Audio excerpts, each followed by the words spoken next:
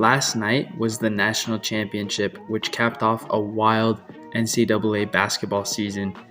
Florida barely eked out a win against the University of Houston, 65-63.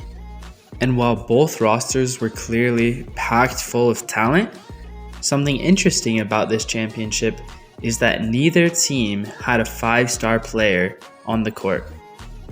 With this in mind, today we're going to be talking about 5-star talent and what it really means in college basketball. Houston clearly has plenty of talent, and while they don't have any 5-star players, they do have 8 4-star players on their team. This includes each of their top 3 scorers from the year, LJ Cryer, Emmanuel Sharp, and Milo Suzanne.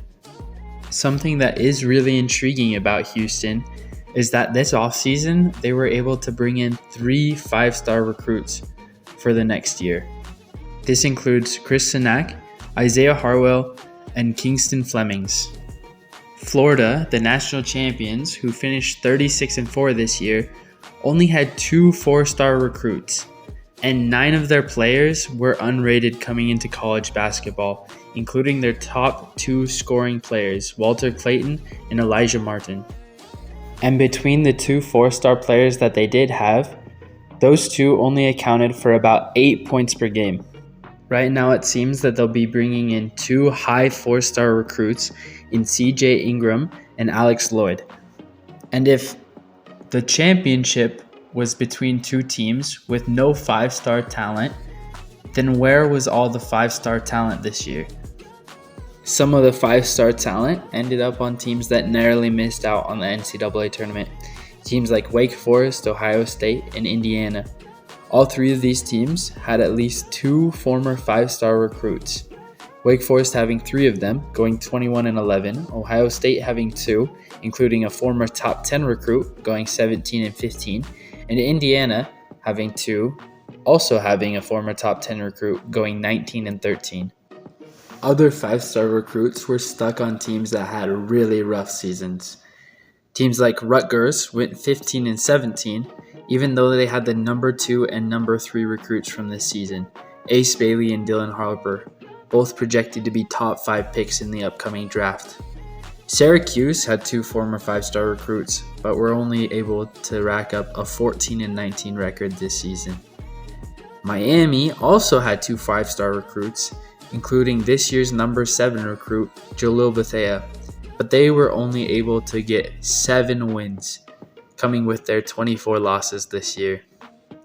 Arizona State went 13-20 in their first year in the Big 12 with 2 5-star recruits, number 9 rated Jaden Quintance and Joson Sannon.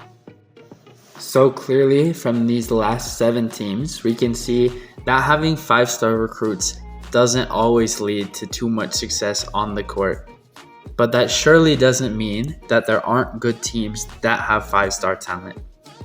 Teams like Oregon, Baylor, and UNC were able to use these 5-star talents to get to the NCAA tournament and win a game in the case of each team. Oregon went 25-10 with their 3 former 5-star recruits and made it to the second round. Baylor went 20-15 with their 3 5-star recruits, including number 4 ranked VJ Edgecombe. They were also able to make it to the second round. UNC went 23-14 with their 3 5-star recruits, which included number 8 Ian Jackson. While they lost in the first round, they were able to take care of San Diego State in their first 4 game. Of course, some teams with their 5-star recruits were able to get even deeper in the tournament. Arkansas went 22-14 with 4 former 5-star recruits, including 1 former top 10 recruit in DJ Wagner. They were able to make it to the Sweet 16 after upsetting Kansas in the first round. Arizona went 24-13 with their 3 former 5-star recruits, one of which was Caleb Love, who's been dominating in college basketball for quite a while now.